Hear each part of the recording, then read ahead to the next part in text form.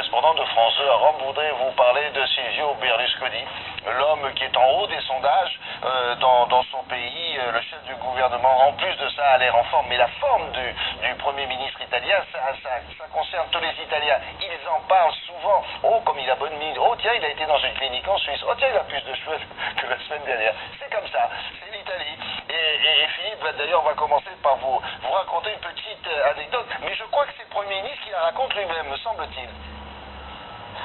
Oui, exactement, William, bonjour. Vous savez ce qu'on dit de Silvio Berlusconi ici, plus il vieillit, plus il a l'air jeune. Et c'est vrai que les Italiens savent tout de ses efforts pour cacher ses rides, de ses implants capillaires. Vous vous souvenez de cette image il y a quelques années de Silvio Berlusconi avec son bandana sur la tête pour cacher ses implants en vacances en Sardaigne avec Tony Blair. Alors, Silvio Berlusconi a aujourd'hui 72 ans et vieillir est son obsession. L'illustration, c'est cette anecdote qu'il raconte lui-même il y a quelques jours devant les parlementaires de son mouvement.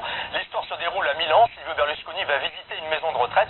La suite, c'est lui qui la raconte. Mais avant, on vous a juste mis quelques images de Silvio Berlusconi en train d'improviser un jogging avec ses gardes du corps en pleine campagne électorale. C'était en décembre dernier. Regardez. Il court, Silvio Berlusconi, et la classe politique italienne derrière lui. À 72 ans, le chef du gouvernement veut montrer à son pays qu'il est là pour longtemps encore, qu'il ne vieillit pas comme s'il était éternel. Voici l'anecdote qu'il raconte après avoir visité une maison de retraite. Je suis allé saluer tous les petits vieux qui étaient là. Ils me demandaient, mais comment vous faites pour avoir une telle mine? C'est vrai que vous courez le matin, mais qu'est-ce que vous mangez? Et puis je vois une petite vieille toute rabougrie dans son fauteuil roulant. Je me dis, ça doit être la plus vieille du groupe. Je vais la voir, je lui dis, madame, vous me semblez contente. Ah oui, très contente, avec toutes ces couleurs. Alors je lui demande, mais vous avez quel âge? Et elle me répond, on a le même âge tous les deux. Madonna.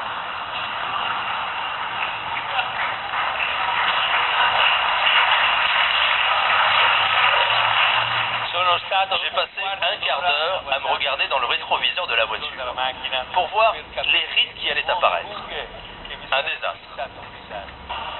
Silvio Berlusconi, seul leader de la droite pour les années à venir, le cauchemar de Gianfranco Fini, son dauphin, qui n'en finit plus d'attendre son heure. Voici sa réponse hier à une question sur le succès de Silvio Berlusconi. Étant donné qu'il rassemble les voix d'une majorité d'électeurs, cela veut dire qu'il interprète le sentiment de la majorité des Italiens. Je sais qu'il y a des gens qui se demandent, mais comment fait-il? C'est la démocratie. Une pointe d'amertume. Gianfranco Fini devra encore patienter pour supplanter Berlusconi l'éternel. Oui, alors il faut bien préciser, Philippe, il est au plus haut dans les sondages en Italie et il y a le congrès de son parti ce week-end. Donc ça va être une manifestation tapis rouge à la gloire de Silvio, le padre, non? Oui, William, il faut s'attendre à un show à la gloire de Silvio Berlusconi. Il faut dire que ce congrès, c'est quand même l'aboutissement de la stratégie politique de Silvio Berlusconi, faire fusionner tous les partis de la droite italienne en dehors de la Ligue du Nord, dans son mouvement Le Peuple des Libertés, dont il prend naturellement la direction, histoire de montrer qu'il est le chef, et qu'il ne tolère aucune dissidence. Alors, Silvio Berlusconi va prononcer le discours d'ouverture vendredi soir, dans lequel il va revenir sur ses 15 années de carrière politique, et dimanche, il va prononcer le discours de clôture, un discours tourné vers l'avenir, et l'avenir de l'Italie pour lui, s'écrit Silvio Berlusconi. C'est très étrange. Juste un tout petit mot pour terminer, Philippe, parce qu'ici on ne comprend pas très bien pourquoi ce chef d'État européen ne subit pas la crise comme tous ses confrères, collègues, présidents ou premiers ministres en Europe. Vous voyez, on a l'impression que ça ne le touche pas, lui. C'est bizarre. Alors, il est vrai que Silvio Berlusconi bénéficie encore aujourd'hui de son aura d'entrepreneur, de chef d'entreprise. Donc les Italiens se disent que, eh bien, si lui fait face à la crise, eh bien, peut-être personne d'autre en Italie serait capable de faire mieux que lui. Voilà. De l'autre côté, il est vrai aussi que la gauche italienne est très désorganisée, ce qui lui laisse un boulevard pour gouverner. Et c'est vrai qu'aujourd'hui encore, eh bien, il a 60